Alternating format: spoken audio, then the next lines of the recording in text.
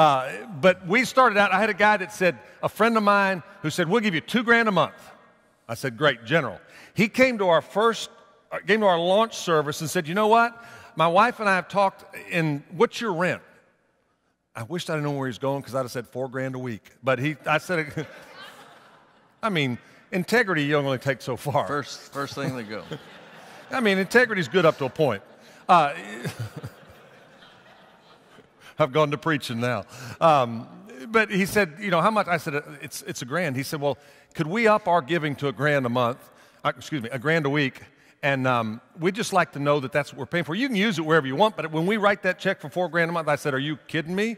And yes, sir. And for the next 3 years, they paid for the rental of our facility. That's what Steve's talking about. Well, and see where he was. He was in the general slot because he was being obedient to Christ. But when you got him in the right slot, which was a designated slot, the money went up. Yeah. Went from 24 to 52. Yeah, and when you send out these letters that Steve's talking about, or you ask, put stories in there.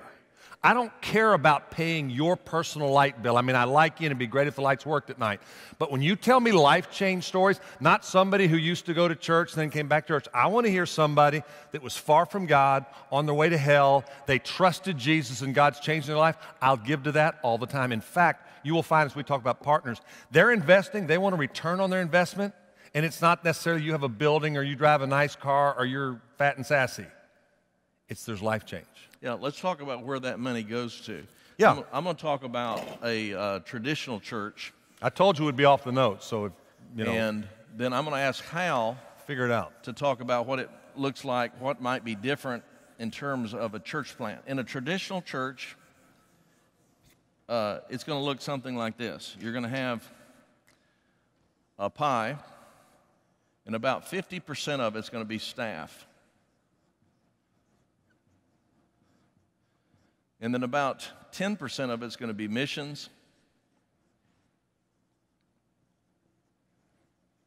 And then about 20% is going to be your facilities, your building.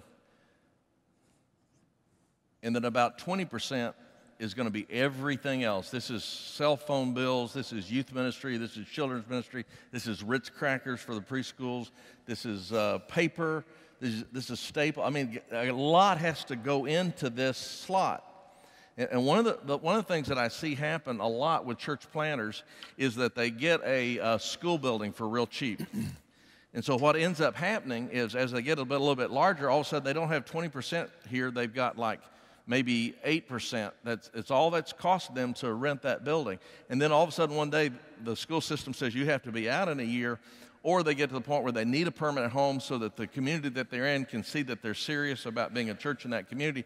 And they can't jump from here to here because what has happened is because this was only 8%, they put that money in staff or they put that money in programming. And once you give it to staff or you give it to programming, you can't get that money back, not easily. It takes, if you're aggressive, you can get maybe 1% back a year.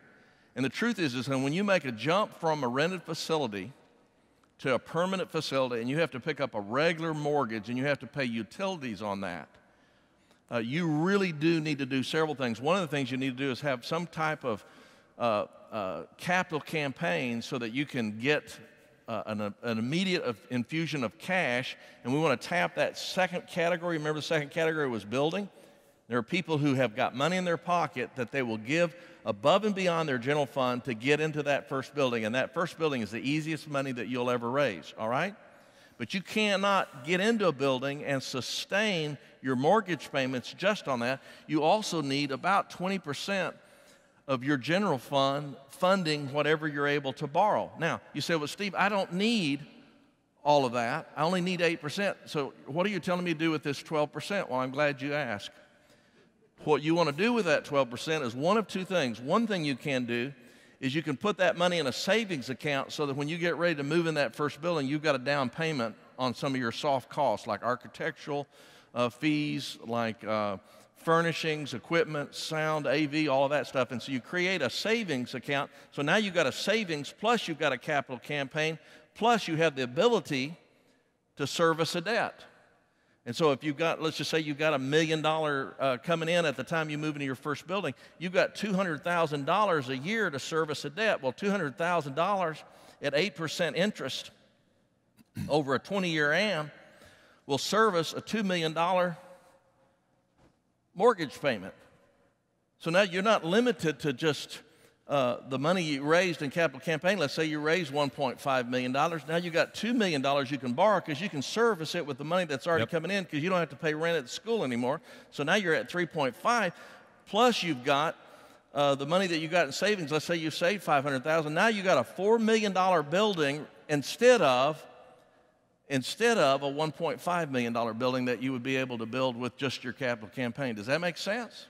Now, here's the other thing you do, but say, Steve, we can't set aside 20% of our budget for building because we got so many needs. That's fine. Instead of putting that money in savings, take that money and buy the things that you need to buy that are one-time purchases, like your portable church, like a church van. Do not put it in youth salary, though. Do not put it in your salary. Do not put it in ongoing expenses, because every year, if you just buy a one-time item, what happens is you get that full 20% back the next year to service a future debt. Does that make sense? Hal, talk to us about what's different about a church plant. Dude, I blew it. I've been taking that money, like you said, and I put it in the Dow. Did you? Okay. An index fund. You got an eraser? Fund. Yes, there we go. Go for it. So I need some help with, I'm buying gold next.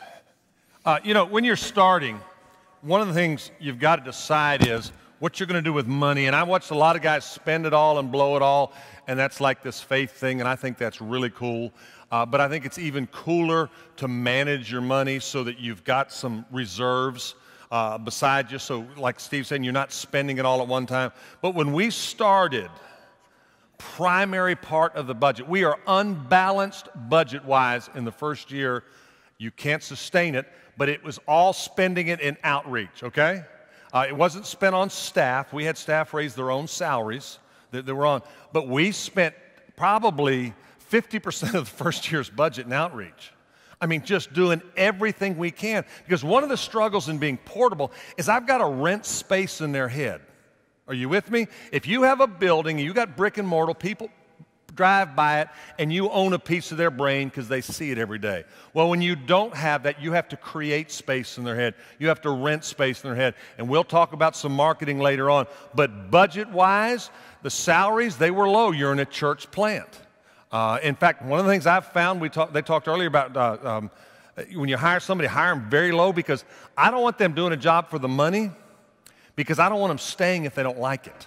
Especially in preschool children's area, you pay too much money there on the front end, you'll have people stay because the money's there, and that's a hard place to be, people calling you on Saturday night, backing out and all that stuff. So budget-wise, though, I mean, salary's about 35%, and then we probably put 40% to 50% in marketing and outreach. We were sponsoring softball teams, not adults, kids, so they weren't cussing and fighting and throwing alcohol at each other.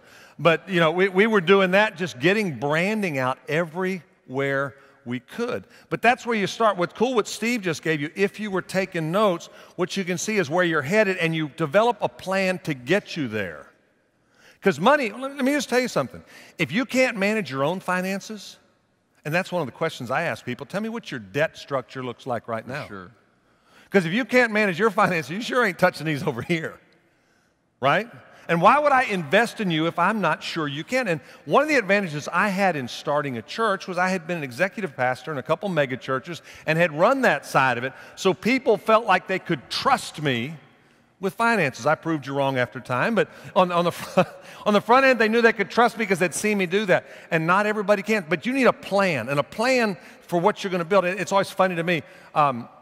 Guys will draw out their budget for me on a napkin. I'm going, so would you build a house with a builder that drew the plans on a napkin? No, I'd like to see something better. Spend a little time on your plan. Make sure you understand it, so when you're casting vision to it, that's all a budget is a plan for where you're going.